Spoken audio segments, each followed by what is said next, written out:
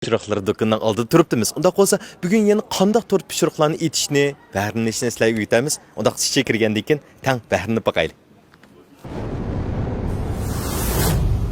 Yaxshimsizlar ko'ringan do'stlar, men Layla tort pishiriqxonasining mas'uli Mehrigul. Bugun sizlarga o'rgatib qo'ymoqchi bo'lganim tug'ilgan kun torti yasash. Avval qildig'imiz tort bolkasi pishirish.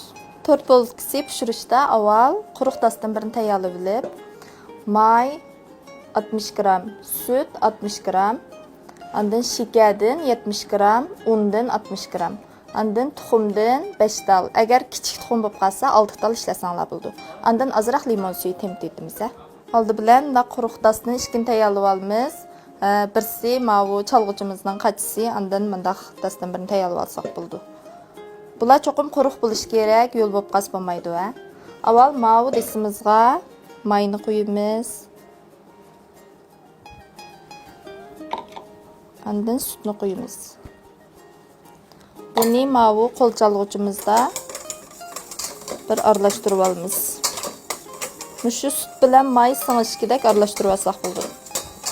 Endi aralashtirib oldik. Buningga tuxumning seriqini chaqamiz. Mav qachimizga iqini chaqamiz.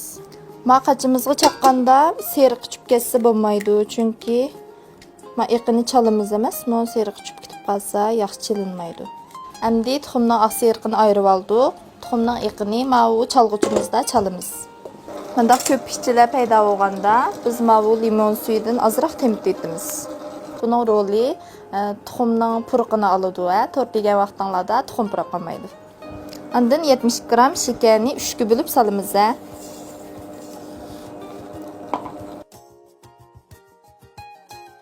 Ozroq chilinib olgandan keyin yana bir bo'lakini solamiz. Tuxumning iqi chilinib bo'lguncha biz mavu qachimizdagi tuxum seriqini aralashtiramiz. Buni yaxshi aralashib bo'ldi. Endi mavu 60 gram unimizni tasqab turib solamiz. Buni mo aralashtirib bo'ldik. Endi mavu tuxumning iqi. Buni tayyor bo'libdi. Tuxumning iqi ko'pib tayyor bo'ldi. Endi iqi bilan seriqini aralashtiramiz. Mush aralashtirganda ostiga bekara kuchab aralashtirmasak, mavu seriqi yaxshi aralashmagan, qattiq pishib qoldi. Endi aralashmamizni aralashtirib bo'ldik.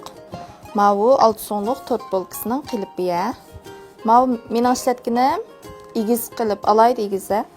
Odatda pakasim va o'zinglarning ehtiyoji qatda ishlasanglar bo'ladi. Buni qo'yib bo'lgandan keyin ozroq yenik uritamiz.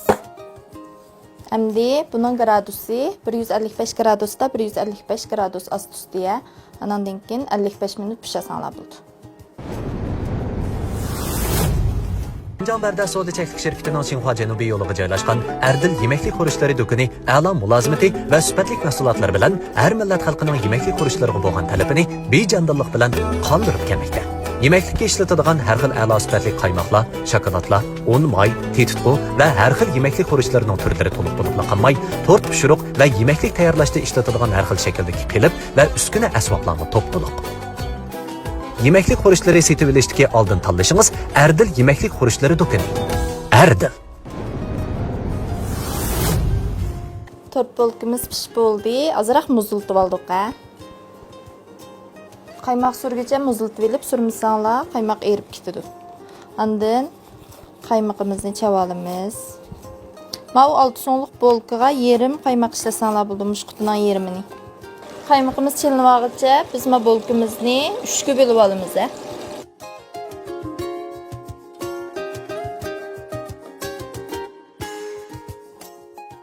Mushtarak chasanglar bo'ladi. Bu qaymoqni bek suyuq chavasanlarmi, surgan vaqtda bek erib ketgandek bo'lib qoldi. Bek qattiq chavasanlarmi, mo'miyanqigacha mangmaydi. Shu mushtarak chasanglar bo'ladi. Endi men qaymoqdan ozroq qilib miyaga surib qo'yay. Men bolkamiz miyam ketmaydi u yoq bu yoqqa.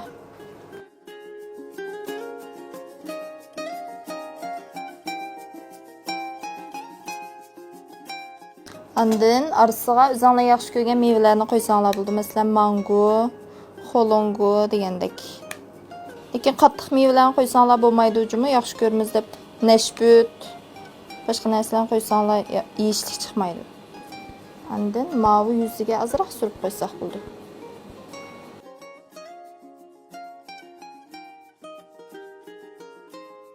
Koygan vaqtimizda şu ast üstüne tekşi qo'yamiz. Yana bir qavat meva qo'yamiz. Bugungi tortimizga Erdilning tort qaymoqini ishlatdik. Ko'ngilga tegmaydi. Ham buning ko'p pishimi yaxshi. Tortimizning sirtini bezashda eng avval ustiga salcha qora qaymoq avilib, andan keyin tekşi yetib olamiz. Sürgen vaqtimizda modavrimizni tuz tutimiz. Ba'zilar mundaq tutib oldi, ba'zilar mundaq tutib oldi. Unda tutib olsanglar, tuz chiqmaydi tortonglar. Bir yepib oldik, endi tuzlaymiz. Tuzlagan vaqtimizda cho'qim yenimizga bunda pakiz lo'ngidan birini akavilib, modavni pakiz surtib etib turib qilamiz.